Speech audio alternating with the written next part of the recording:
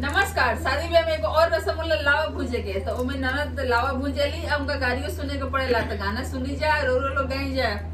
कहां से धान आई है, कहां से हाड़ी हो, कहां से धान आईली, कहां से हाड़ी हो, कहां से फुआ आई है, मम्मी देली गारी हो, कहां से दीदी आईली, भाभी देली गारी हो, बाबा खेत से धान आईले, कोरा घर से हाड़ी हो, बाबा खेत से धान आईले, कोरा घर से हाड़ी हो, ससुरा से बुआ आईली, मम्मी देली गारी हो,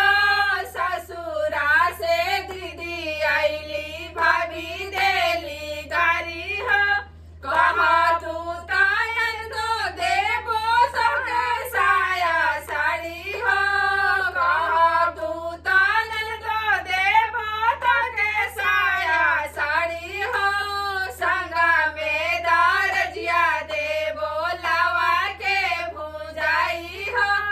संगा में दारजिया देबो लावा के भुजाई हो, कहां से धान आईले, कहां से हाड़ी हो, कहां से धान आईले, कहां से हाड़ी हो, कहां से फुआ आईली, झाजी देली गारी हो, कहां से फुआ आईली, भाभी देली गारी हो, चाचा खेत से धान आईले, कुमरा घर से हाड़ी हो, चाचा खेत से धान आईले, कुमरा घर से हाड़ी हो, ससुरा से फुआ आईली, चाची देली गारी हो,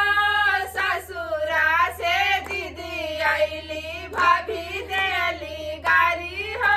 कहबू तायन तो देबो हाथा के कंगनवा हो,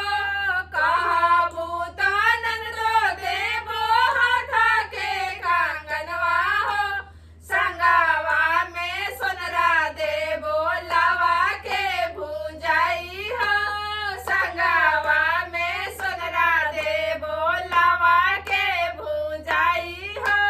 कहां से धान आईले, कहां से हाड़ी हो, कहां से धान आईले, कहां से हाड़ी हो, कहां से बुआ आईली, मम्मी देली गारी हो, कहां से दीदी आईली, भाभी देली गारी हो।